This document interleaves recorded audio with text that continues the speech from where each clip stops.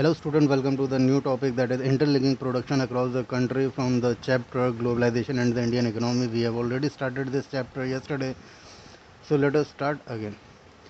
So in general, MNCs set up production where it is close to the market, where there is a skilled and unskilled labor availability at low cost, and where the availability of other factors of production is assured. तो कल MNCs का हम लोग role पढ़ ही रहे थे कि उसका मेन रोल होता है प्रोडक्शन को बढ़ाना. तो प्रोडक्शन से रिलेटेड जितनी भी चीज़ें जहाँ पर उसको आसानी से मिल जाएंगी, जैसे मार्केट पास हो, साथ ही साथ उसको काम करने के लिए स्किल्ड अनस्किल्ड लेबर आसानी से मिल जाए, और भी अदर फैक्टर्स है जैसे उसको रॉ मटेरियल चाहिए, इलेक्ट्रिसिटी चाहिए, वाटर चाहिए, ये सारे रिसोर्सेज की अवेलेबिलिटी हो. जिस जगह पे ये सारी चीज़ें मिलेंगी उसको मल्टीनेशनल कॉरपोरेशन सेक्टर अपना प्रोडक्शन वहाँ पे इस्टेब्लिश करने लगेगा. MNC might look for the in addition MNC might look for the government policy that look after their interest. You will read more about the policy later in chapter. तो सरकारों की governments की जो policies होती हैं production को लेके, factories industries को लेके, जहाँ पे ज़्यादा बेटर पॉलिसीज़ होंगी मल्टीनेशनल कॉर्पोरेशन सेक्टर अपने आप को वहाँ पे इस्टेब्लिश करने की कोशिश करेगा. इन पॉलिसीज़ के बारे में डिटेल में हम लोग थोड़ा सा बाद में पढ़ेंगे चैप्टर में. Having assured themselves of these conditions, multinational corporation sectors set up factories and offices for production. जहाँ पे ये सारी conditions fulfill हो, है ना, having assured themselves of this condition, जब उसको अपने आप में इंश्योरेंस हो जाएगा कि ये सारी चीज़ें उसको, चाहे वो मार्केट हो, चाहे वो लेबर हो, चाहे वो रॉ मटेरियल हो, चाहे वो अदर फैक्टर्स ऑफ प्रोडक्शन उसको मिलेंगे, तो वो अपने आप को वहाँ पे इस्टेब्लिश करेगा. The money that is spend to buy this asset, जैसे लैंड है, बिल्डिंग है, मशीन है, इक्विपमेंट्स हैं, इन सारी चीज़ों पे जो इन्वेस्टमेंट किया जाता है या जो पैसा लगाया जाता है जिसको इन्वेस्टमेंट कहते हैं, उसको हम लोग फॉरेन इन्वेस्टमेंट कहते हैं. वाई? क्योंकि ये पैसा मल्टीनेशनल कॉर्पोरेशन सेक्टर लगाता है, जिसमें सब बाहर का पैसा होता है.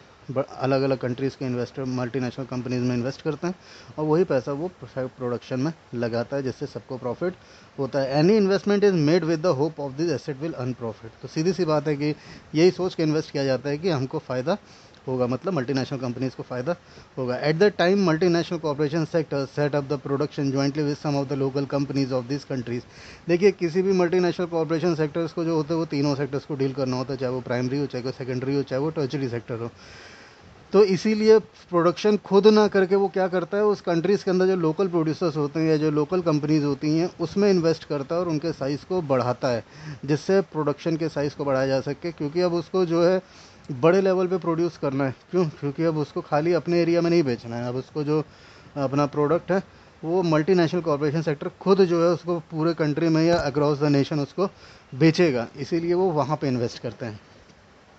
इससे इन लोकल कंपनीज़ को क्या फ़ायदा होता है? जाहिर सी बात है, अगर मेरी कोई छोटी सी फैक्ट्री है, इंडस्ट्री है, जिससे मैं खाली एक छोटे से एरिया के लिए प्रोडक्शन करता हूँ, अगर मल्टीनेशनल कॉर्पोरेशन सेक्टर के साथ मैं इनकॉर्पोरेट होता हूँ, मतलब वो अपने आप में मुझको शामिल करती है और मेरी कंपनी में पैसा लगाती है, तो जाहिर सी बात है मेरी कंपनी का साइज़ बढ़ जाएगा, एरिया बढ़ जाएगा, मशीन्स आ जाएंगी. तो मेरे को क्या फ़ायदा होगा? दो तरीके से फ़ायदा होगा. पहली बात तो क्या, MNC can provide money for additional investment. तो जो मेरे को और पैसा चाहिए अपने कंपनी के फैक्ट्री के साइज़ को बढ़ाने के लिए, वो कौन लगाएगा? मल्टीनेशनल कॉर्पोरेशन सेक्टर लगाएगा.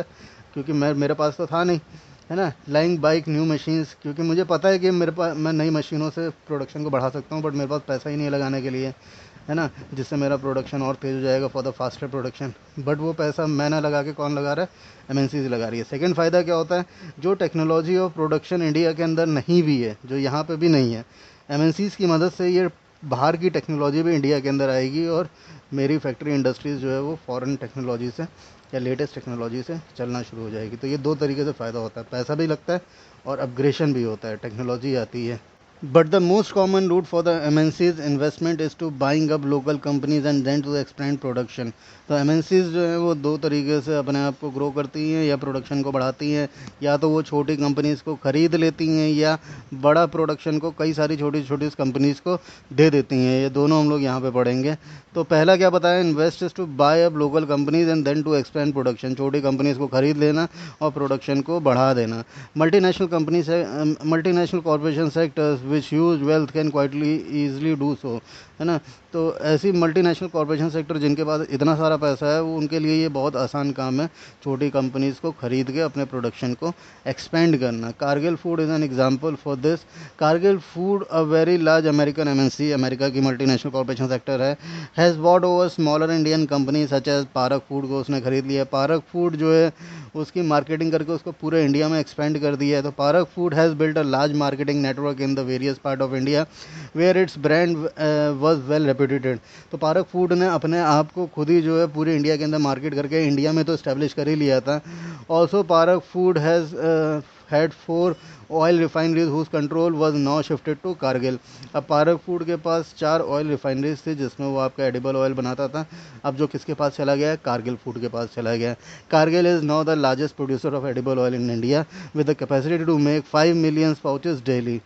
1 मिलियन में 10 लाख होते हैं, 5 मिलियन मतलब 50 लाख पैकेट वो तेल के रोज़ बना रहा है। और आप किसी भी ऑयल के पैकेट के ऊपर देखेंगे तो आपको कारगिल फूड मिलेगा, चाहे आप कोई भी एडिबल ऑयल खाते हो तो उसके ऊपर आपको कारगिल फूड मिलेगा। तो समझिए कि ये पहले पारक फूड थी, अब उसको कारगिल ने कैप्चर कर लिया। In fact, with many MNCs, in fact, many of the top MNCs have wealth exceeding the entire budget of the developing countries' government. With such enormous wealth, imagine the power and the influence of the MNC.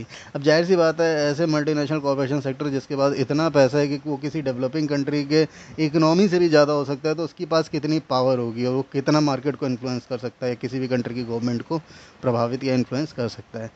There is another way in which the MNCs control production. दूसरा तरीका क्या है, पहला तो हमने बता दिया, छोटी इंडस्ट्रीज़ को खरीद लेता है, पारक फूड में देखा, और उसके साइज़ को बढ़ा देता है और वो कंट्री को कंपनी को पूरी तरीके से ओवरटेक कर लेता है। दूसरा क्या करता है, उसने कई कंट्रीज़ में क्या कर रखा है, large MNCs in developing countries, developed countries placed orders for the production with the small producers. वो एक कंपनी को ओवरटेक ना करके वो छोटी छोटी कई सारी कंपनीज़ को वो ऑर्डर देता है, चाहे वो गवर्नमेंट्स का है, चाहे फुटवेयर्स का है, चाहे स्पोर्ट्स आइटम का है, जैसे और भी कई सारे छोटे छोटे आइटम्स हैं। वो इनकी यहाँ पे कंपनीज़ को ख़रीदता नहीं है, फैक्ट्रीज़ को, इंडस्ट्रीज़ को। वो छोटी छोटी जो इंडस्ट्रीज़ है अलग अलग जगहों पे, वहाँ पे उनको वो ऑर्डर दे के अपना प्रोडक्शन पूरा कर लेता है ना। इंडस्ट्रीज़ व production and carried out by the large number of small producers around the world. तो पूरी दुनिया में जो छोटे छोटे प्रोड्यूसर्स हैं मल्टीनेशनल कॉर्पोरेट सेक्टर, वहाँ पे उनको अपने साथ इनकॉर्पोरेट करके उन्हीं को ही ये काम दे देता है प्रोडक्शन का। The product are supply to the MNCs which then sells this under their own brand names to the customers. The large MNCs have tremendous power to determine price, है ना। तो देखिए फिर क्या होता है, वो छोटी छोटी कंपनीज जो है प्रोडक्शन करके एमएनसीज को अपना प्रोडक्ट दे देती हैं। एमएनसीज क्या करती हैं, जहाँ पे वो छोटी कंपनी का प्रोडक्ट खाली एक ही एरिया में बिकता था और उसका इतना ज़्यादा नाम भी नहीं था, ना उतनी ज़्यादा कॉस्ट थी, मल्टीनेशनल कॉर्पोरेशन सेक्टर क्या करता है, उसको अपना ब्रांड दे देता है और फिर वो ब्रांड के नाम से फिर वो बिकता है और फिर उसके बाद जो उसका प्रॉफिट होता है वो सारे लोग मिलकर शेयर करते हैं। This large MNCs have tremendous power to determine price. अब ये जो बड़ी एमएनसीज हैं, इसके पास इतनी पावर होती है कि ये डिसाइड कर सकती है कि कोई भी सामान कितने का बिकेगा, क्योंकि ब्रांड्स के हिसाब से जब आप चीज़ें खरीदते हैं तो आप देखते हैं कि ब्रांड्स जो होते हैं वो कॉस्टली आते हैं। क्यों? क्योंकि उनके प्राइस जो है ये मल्टीनेशनल कॉर्पोरेशन सेक्टर्स डिसाइड करते हैं और हम लोग उसी से खरीदते हैं। तो tremendous power over determining the price, quality, delivery and labour conditions for this distant producers. तो सारी चीज़ें कौन डिसाइड करता है, एमएनसीज करता है कि कितने का बिकेगा, क्या उसकी क्वालिटी होगी, डिलीवरी कैसे होगी, लेबर कंडीशंस क्या होनी चाहिए, है ना, फॉर दिस डिस्टेंट प्रोड्यूसर्स। तो यहाँ पर सारा कंट्रोल किसके पास होता है, एमएनसीज के पास। सीधी सी बात है। Thus, we see that there are the variety of ways in which the MNCs are spreading their production and interacting with the local producers in various countries across the globe by setting up partnership with the local companies. अब MNCs जो हैं वो अलग अलग countries में पूरी दुनिया के अंदर अलग अलग तरीके से इनकॉर्पोरेट करती है वहाँ की कंडीशन के हिसाब से, are spreading their production and interaction with the local producers in various countries across the globe. तो पूरी दुनिया में वो जितने भी अलग अलग कंट्रीज़ हैं वहाँ पे लोकल प्रोड्यूसर्स के साथ इंटरेक्ट कर रही है और उनके साथ जुड़ रही है, जिससे क्या हो रहा है, मल्टीनेशनल कॉर्पोरेशन सेक्टर का भी फ़ायदा हो रहा है, वो हर कंट्री में पहुंच रहा है, और जो छोटा प्रोड्यूसर है उसको फ़ायदा हो रहा है कि अब उसका सामान ज़्यादा से ज़्यादा बिकेगा तो उसका प्रॉफिट बढ़ जाएगा। By setting up partnership with the local companies, by using the local companies for the supplies, by closely competing with the local companies or buying them up, MNCs are exerting a strong influence on the production at the distant location।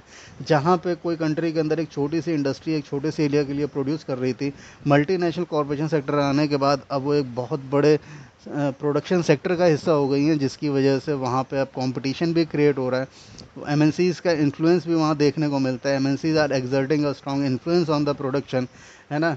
Results production in these were widely disperse location is getting interlinked. इसकी वजह से क्या हो रहा है, एक कोने में पड़ा हुआ जो प्रोड्यूसर जो पहले आइसोलेटेड था, अकेले था, अब वो किसके साथ जुड़ रहा है, वो एक इंटरनेशनल मार्केट के साथ जुड़ रहा है और वो उसके साथ इंटरलिंक्ड हो रहा है। इसी को इंटरलिंकिंग ऑफ मार्केट कहते हैं।